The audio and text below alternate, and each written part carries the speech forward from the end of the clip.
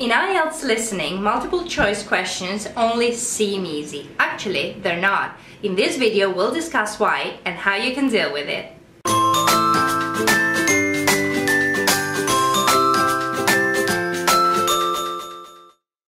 Hey everyone, this is Dori. I'm a teacher of English, and today in this video I'll tell you what you can do to avoid distractors in IELTS listening and especially in multiple choice questions. Multiple choice questions in IELTS listening are difficult for a number of reasons. Apart from paraphrasing, which we discussed in a previous video, the link of which you will find in the description box or somewhere around here. Apart from paraphrasing, the options are going to be quite similar. You're not going to see them written in the question paper as in the same order as they are heard in the listening recording.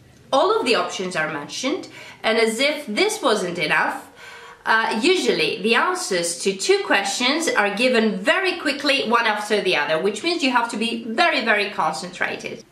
Now let's have a look at an extract of a listening transcript to show you exactly what I mean and what you can do to deal with it. Okay, let's read a listening transcript to show you what I mean. This is an extract, okay? Let me start. Thank you for coming to this presentation of our latest product range this morning. It's nice to see so many people in the audience. For those of you who don't know very much about ITR computers, let me start by giving you some background information about the company. The company was founded 15 years ago. It actually started as a local computer shop in Texas, and then 7 years ago, it took the bold move to branch out into repairing computers and digital devices.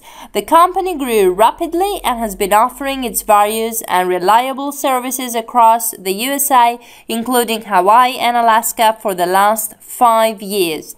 Today, its annual revenue reaches more than $1 million. Alright, this was an extract from a listening transcript. It is about a company. Now, let's see a sample question, okay? It's a multiple choice question, obviously. So, let's go.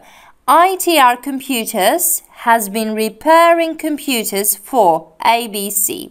5 years, 7 years, 15 years. As you can see, all options refer to years. So this is something that they have in common. You cannot differentiate them in this way. So let's go back to our text. It talks about years in the second paragraph, okay? And it says, the company was founded 15 years ago. It actually started as a local computer shop in Texas, and then 7 years ago, here we have 7 years ago, it took the bold move to branch out into repairing computers and digital devices. Then he moves on by saying that the company grew rapidly, etc., and it has been offering its services across the USA for the last 5 years. So as you can see, all three options are mentioned. Again, the way you can see them in the questions are not, the order, are not in the same order that they are heard in the recording. In the recording, the first option that is heard is the 15 years ago. Okay, here it is, C.